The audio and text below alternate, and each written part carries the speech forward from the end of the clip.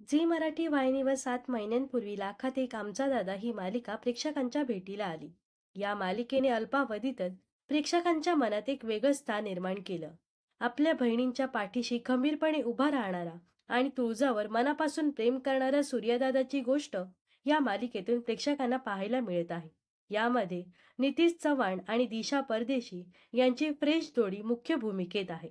मात्र नुकतीच दिशाने ही मालिका सोडल्याची बातमी समोर आली आहे. दिशा परदेशीने तुझा या भूमिकेचा निरोप घेत लाखात एक आमचा दादा या मालिकेतून एक्झिट घेतली आहे. अभिनेत्रीने अचानक मालिका सोडल्याचा निर्णय घेतल्याने तिच्या अनेक चाहत्यांना धक्का बसला आहे.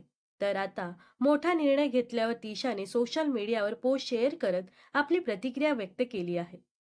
माय बाप रसिको, खूप प्रेम दिलात तुम्ही. लाखात एक आमचा दादा ही माझ्यासाठी फक्त एक मालिका नाही, तर महाराष्ट्राच्या प्रत्येक घराघरात हसत खेळत पागडण्याची संधी जणू. आणि माझं काय स्वागत केलात तुम्ही. स्वतःच्या मुलीसारखं प्रेम केलं, सुनेसारखे लाड केलेत. पण आता झालंय असंही की एका तब्येतीची सुरू असलेल्या अडचणीमुळे मला ही मालिका सोडावी लागत आहे. पण तरी एका नव्या भूमिकेत तुमचं मनोरंजन करण्यासाठी पुन्हा सज्ज होईल अशी खात्री आहे. माझ्यासाठी प्रार्थना नक्कीच करा, असं दिशाने या पोस्टमध्ये म्हटलं आहे. मला खात्री आहे की जेवढं प्रेम तुम्ही या तुळजाला दिलत, तितकंच किंबहुना त्यापेक्षा जास्त प्रेम तुम्ही नवीन तुळजाला द्याल.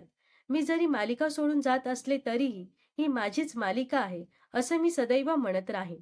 कारण या प्रवासात मी पहिल्या दिवसापासूनच जोडली गेली आहे. जरी हा प्रवास इथेच थांबला असला तरीही मी लाखात एक आमचा दादा या मालिकेचा सदैव भाग राहीन, असंही दिशाने सांगितलं आहे. प्रकृतीच्या कारणास्तव दिशा या मालिकेतून एक्झिट घेत आहे, तर आता तिच्याऐवजी मालिकेत अभिनेत्री मृण्मयी गोंधळेकर झळकणार आहे. मृण्मयीने यापूर्वी स्टार प्रवाहाची लोकप्रिय मालिका सुख म्हणजे नक्की काय असतं यामध्ये राजमाची भूमिका साकारली होती. तर आता मृण्मयीच्या रूपात प्रेक्षकांना नवीन तुळजा पाहायला मिळणार आहे.